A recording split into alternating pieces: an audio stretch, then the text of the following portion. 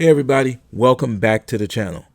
Now this is all kinds of lists, and my tagline is that I'm sure you'll find one that you like. Now up until now, a lot of the lists have been about sports. There's been a little splash of politics, and there's been a few other things, but the lists are going to start to kind of be all over the map. And if there's a topic that you think I should cover and do a list on, put it in the comments, because I want to give you what you want. Now, this list, I think, is going to spark some debate because it's not going to be a real long list, even though there's a lot of entries that I could have made on the list. But this is best sitcoms of the early 2000s. Now, there were a lot of good TV shows, like quality comedies in the early 2000s, but I really narrowed it down and only a few were selected. So I'll run through it and then I'll take a look at your comments and you let me know if you think there should have been additional entries or if there should have been shows that actually replace the ones that are on the list. You tell me, but let's kick it off. First, the George Lopez Show, starring, of course, George Lopez, about a factory worker in Southern California that goes from the assembly line and gets promoted to manager. George is all about his family. He's a good guy. He has some really humorous run-ins with his mom throughout the course of the show, which I believe ran for about 6 seasons. So, first on the list, the George Lopez Show. If you've never seen it, give it a watch. Next up,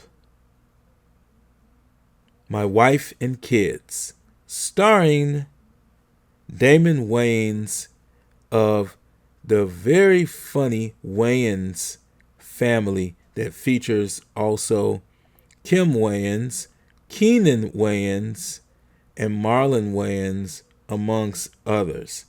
The show is basically about a guy and his wife and their kids, hence the name of the show, My Wife and Kids.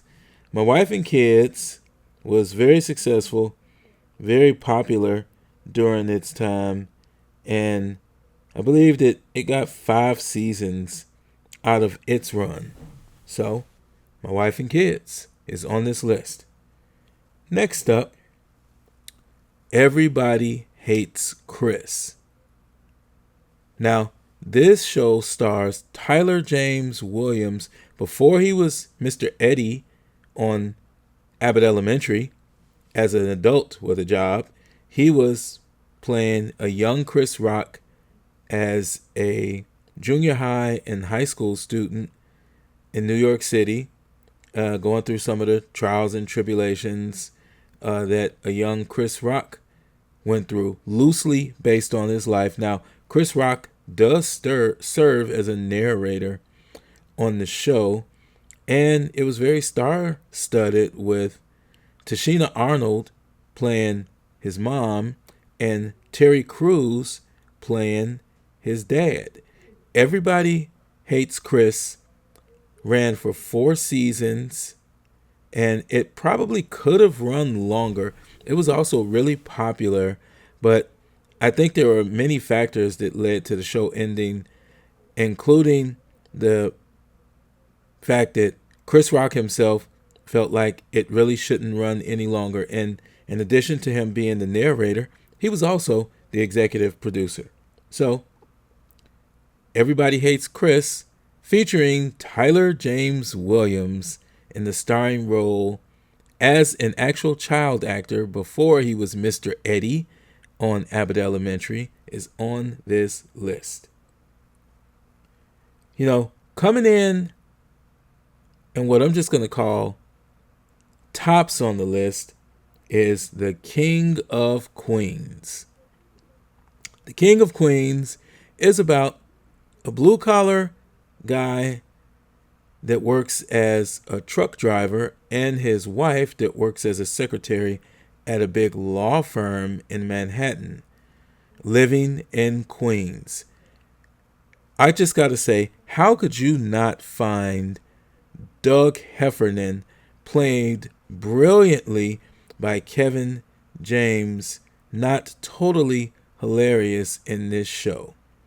This is just a great cast and with just some great characters, a very funny show.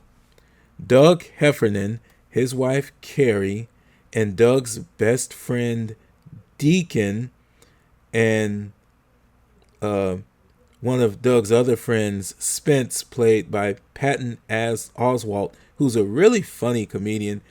This is just a really funny show. The great Jerry Stiller plays Doug's wife Carrie's dad, who lives with them, and he and Doug constantly butt heads. The King of Queens was a great show, extremely funny. It ran for 9 seasons. So, The King of Queens is on this list. And hey, that does it for the list of the best sitcoms of the early 2000s. What'd you think of that list? Were there shows that should have been on the list? Were any of the shows on the list there but didn't really earn it, in your opinion? Do you think that they should not have been on the list? Hey, I can't wait to read your comments and see how you felt about it. And I guess if you feel strongly that there was shows that just should have been there that were not, and there are enough comments about said shows, maybe I'll make a follow-up to this and do a part 2 for the best sitcoms of the early 2000s. But until then, don't forget to subscribe, like, and share this video. And I'll catch you in the next video. Until then, I'm out. Peace and be blessed.